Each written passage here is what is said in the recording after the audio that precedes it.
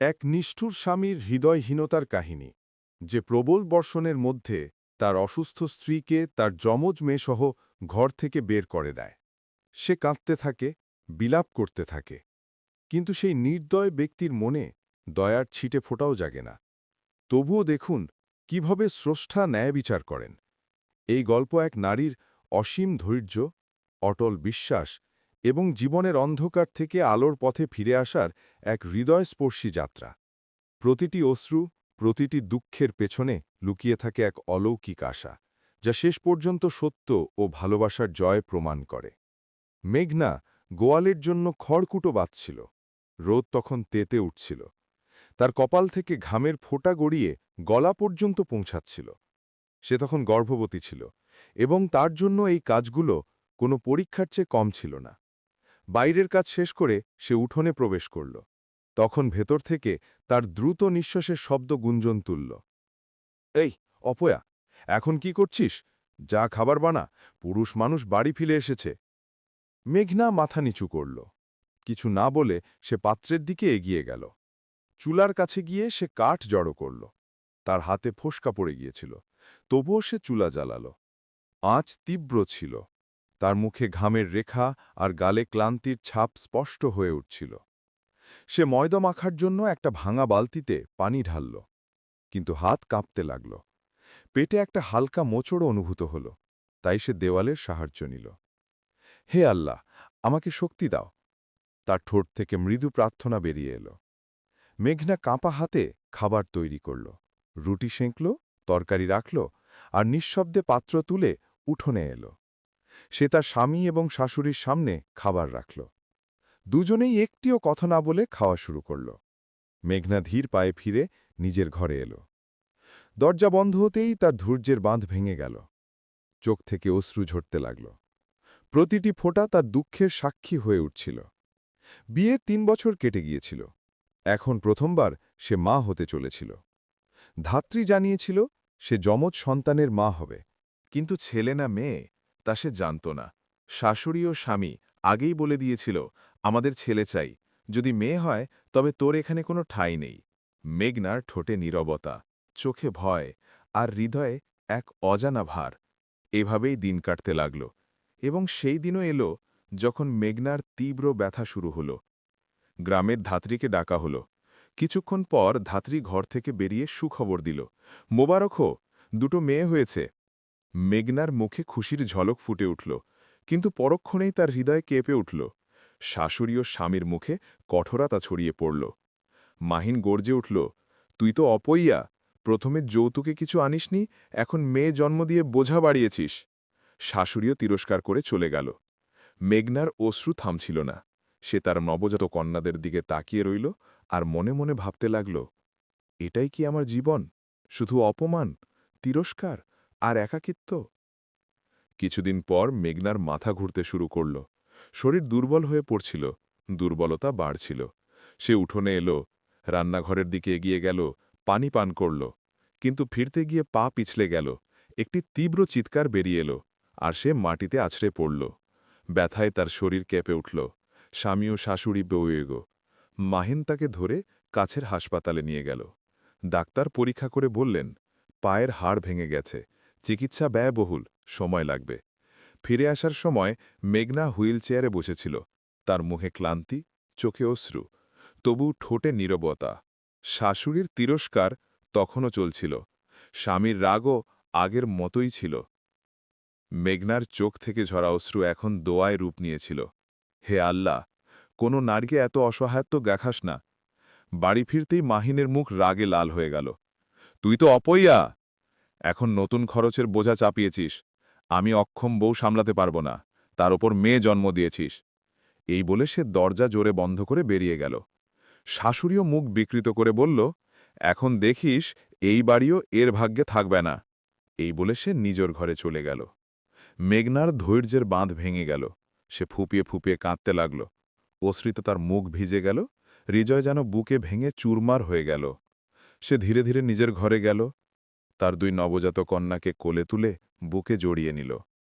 হেঁচকির মাঝে বলল, আমি তোমাদের সবসময় খেয়াল রাখব, কেউ তোমাদের আমার থেকে আলাদা করতে পারবে না। হুইলচেয়ারে বসে সে কাঁদছিল। তার হাউমাউ কান্না পুরো ঘরে প্রতিধ্বনিত হচ্ছিল। রাত কেটে গেল। পরের সকালে যখন গ্রামের ওপর ঘন মেঘ জমে গেল, বাতাসের সঙ্গে প্রবল বৃষ্টি শুরু হল, তখন মেঘনার জীবনেও এক ঝড় বয়ে গেল। দরজা ধড়াম করে খুলে গেল। মাহিন ভেতরে এলো। তার মুখ রাগে তেতে উঠছিল। চল আমার বাড়ি থেকে বেরিয়ে যা। আমি সিদ্ধান্ত নিয়ে ফেলেছি, আমি দ্বিতীয় বিয়ে করছি। মেয়ের লোকরা শর্ত দিয়েছে প্রথম বউকে বের করে দিতে হবে। মেঘনার চোখ বিস্ফারিত হয়ে গেল। এটা তুমি কি বলছো মাহিন? এরাও তো তোমার মেয়ে। আমি এদের নিয়ে কোথায় যাব? কিন্তু মাহিনের মনে দয়া জাগল না। শাশুড়িও করুণা হল না। শাশুড়ি নির্লজ্জভাবে বলল, হ্যাঁ বেটা, ঠিক বলেছিস। এই অপয়াকে বের করে দে, নতুন বউ তোকে ছেলে দেবে। মাহিন এক মুহূর্তও নষ্ট করল না। হুইলচেয়ার টেনে মেঘনাকে উঠোন থেকে বাইরে নিয়ে এলো। বৃষ্টি তখন তুমুল বেগে বইছিল। ঝড়ো হাওয়া, প্রবল বৃষ্টি, আর তার সঙ্গে মেঘনার হাউমাউ কান্না। মাহিন, খোদার দোহারি দরজা খোলো, আমি কোথায় যাব? সে চিৎকার করে বলতে থাকল। কিন্তু দরজা বন্ধ হয়ে গিয়েছিল। বৃষ্টির ফোঁটার সঙ্গে তার অশ্রুও গড়িয়ে পড়ছিল। সে তার দুই মেয়েকে বুকে জড়িয়ে নিল, তাদের মুখ চাদর দিয়ে ঢেকে দিল, আর আকাশের দিকে তাকিয়ে বলল, হে আল্লাহ, এটাই কি আমার ভাগ্য? হুইলচেয়ার নিজে টেনে সে কাঁচা রাস্তায় বেরিয়ে পড়ল। মেঘ গর্জাচ্ছিল, বিদ্যুৎ চমকাচ্ছিল, আর মেঘনা তার স্রষ্টার কাছে ফরিয়াদ করতে করতে এগিয়ে চলছিল। তুমিই আমার একমাত্র আশ্রয়, হে আল্লাহ, তুমিই আমার আশ্রয়। মেঘনার চোখ থেকে অশ্রু ঝরছিল। বৃষ্টির ফোঁটার সঙ্গে তার অশ্রু মিশে যাচ্ছিল, আর তার মন ধোঁয়াশায় হারিয়ে গিয়েছিল। সেই ধোঁয়াশা যেখানে তার অতীতের সুখের দিনগুলো ছিল। মেঘনা একটি ছোট্ট বাড়িতে তার বাবার সঙ্গে থাকত। তার মা শৈশবে মারা গিয়েছিলেন, কিন্তু বাবা তার একমাত্র মেয়েকে কখনো মায়ের অভাব বোধ করতে দেয়নি। মেঘনা ছিল নরম মনের, সরল স্বভাবের এবং অপূর্ব সুন্দরী। তার মুখের সাদাসিধে ভাব দেখে যে কেউ থমকে যেত। বাড়ির পাশেই তার কাকার বাড়ি ছিল। কাকা কাকিমা দুজনেই মারা গিয়েছিলেন। তাদের ছেলে আরিফ শহরে কাজ করত, কিন্তু প্রায়ই গ্রামে আসত। সময়ের সঙ্গে মেঘনা আর আরিফের হৃদয় একে অপরের সঙ্গে জড়িয়ে পড়েছিল। কখনো সন্ধে ক্ষেতের মধ্যে দেখা, কখনো গাছের ছায়ায় গোপনে কথা, কখনো পুরনো চিঠির মাধ্যমে বার্তা। তাদের ভালোবাসা ছিল খাঁটি, পবিত্র এবং নিঃস্বার্থ। এমন এক ভালোবাসা যেখানে কোনো লোভ ছিল না, শুধু ছিল সত্যতা আর অনুভূতি। কিন্তু ভাগ্যের পরিহাস অন্যরকম ছিল। একদিন মেঘনার বাবার হঠাৎ অসুস্থ হয়ে পড়লেন। মহল্লার হাকিম এলেন, নাড়ি দেখলেন, ওষুধ দিলেন, আর যাওয়ার সময় মেঘনাকে বললেন, মা, খেয়াল রাখিস, তোর বাবার অবস্থা আর আগের মতো নেই। মেঘনার হৃদয় ভয় জেঁকে বসল। তার মনে পড়ল সে আরিফের সঙ্গে প্রতিশ্রুতি দিয়েছিল, এই সপ্তাহে তুমি বাবার সঙ্গে বিয়ের কথা বলে নিও, তারপর আমরা চিরকাল একসঙ্গে থাকব। কিন্তু গত এক সপ্তাহ ধরে আরিফের ফোন বন্ধ ছিল। কোনো চিঠি নেই, কোনো বার্তা নেই। প্রতিদিন তার অস্থিরতা বাড়ছিল। সে বারবার ফোন করার চেষ্টা করত, কিন্তু ওপাশে শুধু নীরবতা। এক সন্ধ্যায় বাবা তাকে ডাকলেন। মুখে ক্লান্তি, কিন্তু চোখে মেয়ের জন্য ভালোবাসার ঝিলিক। মা, তিনি বললেন, আমি আমার চোখের সামনে তোকে বিদায় দিতে দেখতে চাই। জানি না আমার আর কত জীবন বাকি। মেঘনার ঠোঁটে কথা জমে গেল, হৃদয় চিৎকার করল, কিন্তু জিভ নীরব রইল। সে শুধু বলতে পারল, আপনার যা ভালো মনে হয় বাবা। তার চোখের অশ্রু বালিশে পড়ছিল, আর তার হৃদয় একটিই প্রশ্ন গুঞ্জরিত হচ্ছিল, আরিফ কোথায় চলে গেল? এরই মধ্যে মেঘনার বাবা মহল্লার এক মহিলার সঙ্গে বলেছিলেন, যদি কোনো ভালো সম্বন্ধ পাও তবে আমার মেঘনার জন্য দেখো, আমি শুধু তাকে জীবনে নিরাপদ দেখতে চাই। মেঘনা এ কথা জানতে পেরেছিল, কিন্তু তার হৃদয় তখনও শুধু আরিফের স্মৃতি বাসা বেঁধেছিল। সে দিনরাত তার সঙ্গে যোগাযোগের চেষ্টা করত, কিন্তু প্রতিবার ফোন বন্ধ পেত। তার মনে এক অস্থিরতা, এক অজানা ভয় জমে উঠছিল। এক সন্ধ্যায় সে ছাদে বসে সূর্যাস্ত দেখছিল। হঠাৎ মোবাইলের পর্দায় আরিফের নম্বর ঝলক দিল। হৃদয় দ্রুত ধড়কতে লাগল। কাঁপা হাতে সে ফোন ধরল, কিন্তু ওপাশে আরিফের গলা নয়, এক অচেনা মেয়ের কণ্ঠ। শোনো, আরিফ আর তোমার কথা বলতে চায় না। আমরা শহরে বিয়ে করে ফেলেছি, তাকে আর ফোন করো না। এই বলে লাইন কেটে গেল। এক মুহূর্তে মেঘনার জগৎ ভেঙে চুরমার হয়ে গেল। মোবাইল তার হাত থেকে পড়ে মাটিতে আছড়ে পড়ল। সে হোঁচট খেয়ে বসে পড়ল। চোখ থেকে অশ্রু ঝরতে লাগল। আরিফ কি আমাকে ধোঁকা দিল? এটা কি সত্যি যে সে আমাকে ভালোবাসত না? তার ঠোঁট থেকে ভাঙা হাওমাও কান্না বেরিয়ে আসছিল। যেন সময় থেমে গেছে, যেন জীবন এক মুহূর্তে বিরান হয়ে গেছে। কিছুদিন পর সম্বন্ধ আনানো মহিলা আবার এলো। সে বলল, একটা ভালো সম্বন্ধ আছে, পাশের গ্রামের, নাম মাহিন, একমাত্র ছেলে, মায়ের সঙ্গে থাকে। মেঘনার বাবা না ভেবেই হ্যাঁ বলে দিলেন। আমি শুধু আমার মেয়েকে নিরাপদ দেখতে চাই। মেঘনার ঠোঁট নীরব ছিল, কিন্তু হৃদয়ে ভেতর থেকে চুরমার। সে মৃদু কণ্ঠে বলল, আচ্ছা বাবা, আপনার যা ভালো মনে হয়। সরলভাবে বিয়ে হয়ে গেল। রুকসতীর আগেই মেঘনার বাবার হঠাৎ মৃত্যু হল।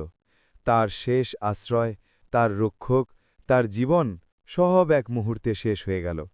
রুকসতীর সময় মেঘনার চোখে অশ্রু, হৃদয়ে ব্যথা, আর ঠোঁটে নীরবতা ছিল। সে মাহিনের বাড়িতে এলো, কিন্তু এখানে যেন সুখের ওপর পাহারা বসানো ছিল। মাহিনের স্বভাব কঠোর, কথার ধরন তীক্ষ্ণ, আর মা বিষাক্ত কথায় ভরা। সময় গড়িয়ে চলল। মাহিন কখনো তার চরিত্রের ওপর সন্দেহ করত, কখনো ছোটখাটো বিষয়ে মার ধরতমত। আর আজ তো সেই অত্যাচার তার চরমে পৌঁছে গিয়েছিল। 2 যমজ কন্যাসহ তাকে ঘর থেকে বের করে দেওয়া হল। বৃষ্টি তখনও পড়ছিল। মেঘনার চোখ থেকে অশ্রুর বৃষ্টি অব্যাহত ছিল। সে হুইল চেয়ার টেনে অন্ধকার রাস্তায় চলতে লাগল। তার মনে একটিই চিন্তা, বাবার বাড়িতে চলে যাই, হয়তো সেখানে আমি আমার মেয়েদের সম্মানের সঙ্গে বড় করতে পারব। সে বৃষ্টি, কাদা আর অশ্রুর মাঝে চলতে থাকল। অজান্তেই ভাগ্য তার জন্য আরেকটি পরীক্ষা লিখে রেখেছিল। বৃষ্টি তখন থেমে গিয়েছিল। মেঘের আড়াল থেকে সূর্যের হালকা রশ্মি বেরিয়ে আসছিল, কিন্তু বাতাসে তখনও আর্দ্রতা, দুঃখ আর ক্লান্তি মিশেছিল।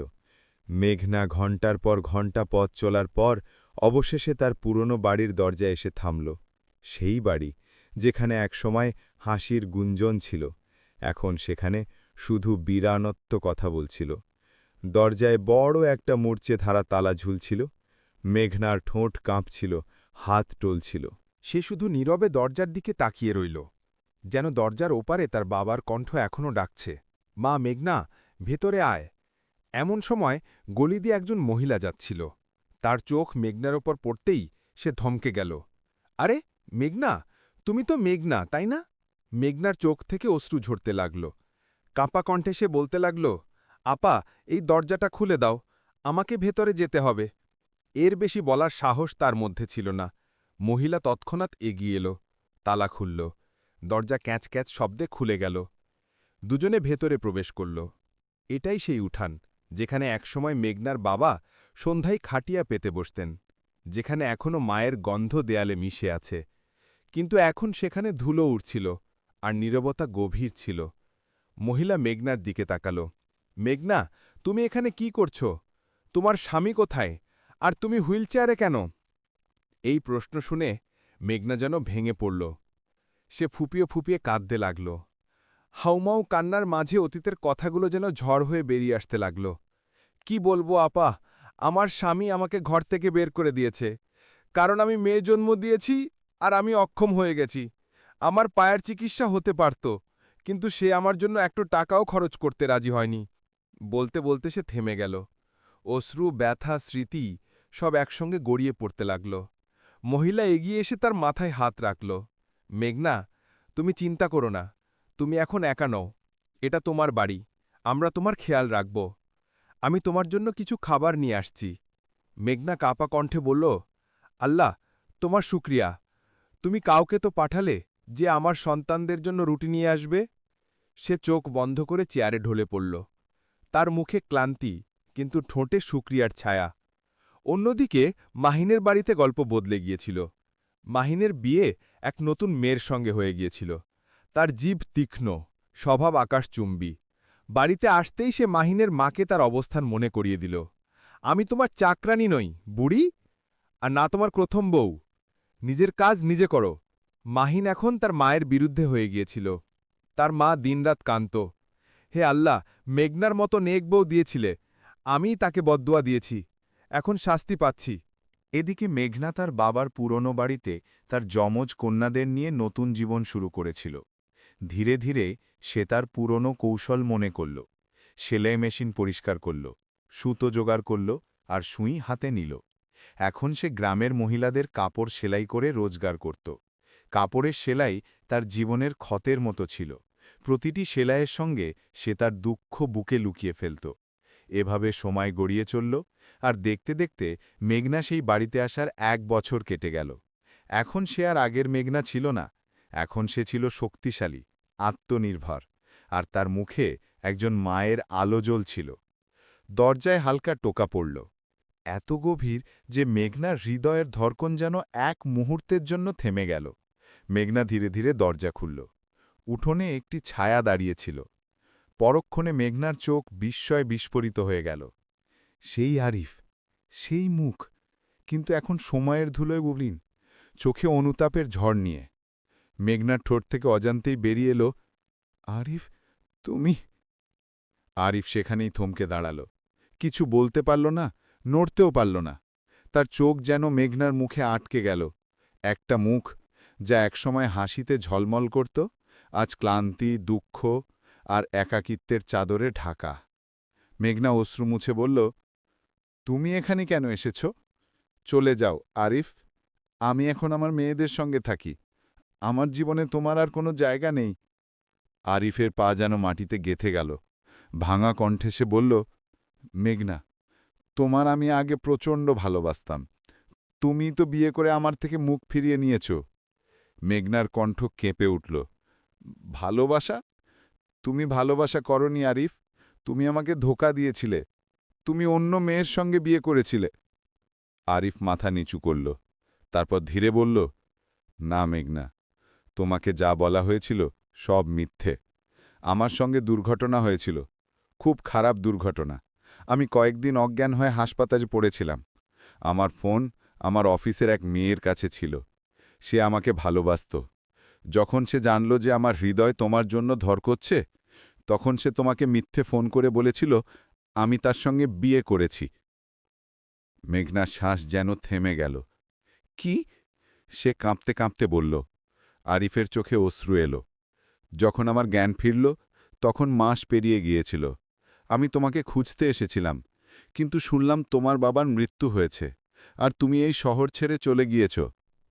আমি তখন থেকে প্রতিবার এখানে আসতাম, এই আশায় যে হয়তো কখনো তুমি ফিরে আসবে। আর আজ, আজ তুমি আমার সামনে। মেঘনার চোখ থেকে অশ্রুর বৃষ্টি বইতে লাগল। সে মাটিতে বসে পড়ল, মুখ 2 হাতে ঢেকে ফেলল। একটা ভুল বোঝাবুঝি, একটা মিথ্যে আমাদের পুরো জীবন ধ্বংস করে দিয়েছে। আরিফ তার কাছে এলো, কণ্ঠে নরম ভাব, সত্যতা। মেঘনা, এখন তুমি একা নও। আমি তোমাকে এই অবস্থায় ফেলে যেতে পারি না। চলো আমার সঙ্গে শহরে, আমি তোমার পায়ের চিকিৎসা করাবো। তোমার মেয়েদের মা বাবা দুজন হয়ে লালন করব। মেঘনা আধ্যাত্মিক কণ্ঠে বলল, না আরিফ, আমি কিভাবে যাব? লোকে কথা বলবে, তিরস্কার করবে। আরিফ তার চোখে তাকিয়ে বলল, মেঘনা, আমি তোমাকে বিয়ে করব। শুনেছি তোমার স্বামী তোমাকে তালাক দিয়েছে। এখন তুমি আমার সম্মান, আর আমি তোমার আশ্রয়। লোকে যা বলুক, আমি তোমার পাশে থাকব, চিরকালের জন্য। মেঘনার চোখ থেকে নীরবে অশ্রু ঝরছিল। আরিফ মেঘনাকে সরলভাবে বিয়ে করল। কোনো হইচই নেই, কোনো দেখানো নেই, শুধু 2টি সত্যিকারের হৃদয়ের মিলন, যা বছরের পর বছর বিচ্ছেদের পর অবশেষে ভাগ্যে লেখা হয়েছিল। আরিফ মেঘনাকে তার মেয়েদের নিয়ে শহরে এলো। শহরে তার বড় বাড়ি ছিল, আর একটি সফল ব্যবসাও ছিল। সে মেঘনার চিকিৎসা করান। কয়েক মাসের মধ্যে মেঘনার পা পুরোপুরি সেরে গেল। মেঘনা আরিফের কাছে যত শুকরিয়া জানাত, ততই কম মনে হতো। আরিফ কখনো এক মুহূর্তের জন্য তাকে এই বোধ করতে দেয়নি যে সে তালাকপ্রাপ্তা বা এই মেয়েরা তার নিজের নয়। সে 2 ছোট্ট পরীকে এমন ভালোবাসত যেন সে তাদের সত্যিকারের বাবা। মেঘনা প্রায়ই রাগে সেজদায় পড়ে কাঁদতে কাঁদতে বলত, হে আল্লাহ, তুমি আমার ধৈর্যকে ছায়া দাওনি। তুমি আমার জীবনে রহমত হয়ে আরিফকে পাঠিয়েছ। এখন তার জগৎ বদলে গিয়েছিল। এক শান্তিময় জীবন, ভালোবাসায় ভরা বাড়ি, আর মায়ের মুখে বহু বছর পর সুখ।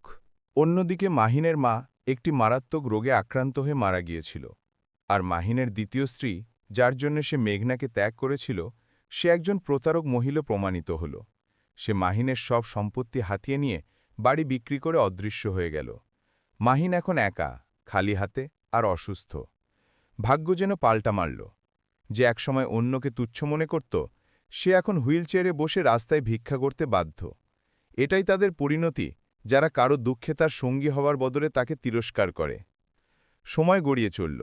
মেঘনা তার মেয়ে ও স্বামীর সঙ্গে সুখী জীবন কাটাচ্ছিল। সে প্রতিদিন শুকরিয়া আদায় করত যে আল্লাহ তার ধৈর্যের ফল তাকে ভালোবাসার রূপে দিয়েছেন। বহু বছর কেটে গেল। একদিন মেঘনা তার 2 মেয়েকে স্কুল থেকে নিতে গেল। রাস্তার পাশে গাড়ি দাঁড়িয়েছিল। সে মেয়েদের হাত ধরে হাসি মুখে হাঁটছিল। হঠাৎ তার চোখ পড়ল এক ভিখারির ওপর। ছেঁড়া পুরনো কাপড়, দুর্বল শরীর আর মুখ মাটিতে মাখা।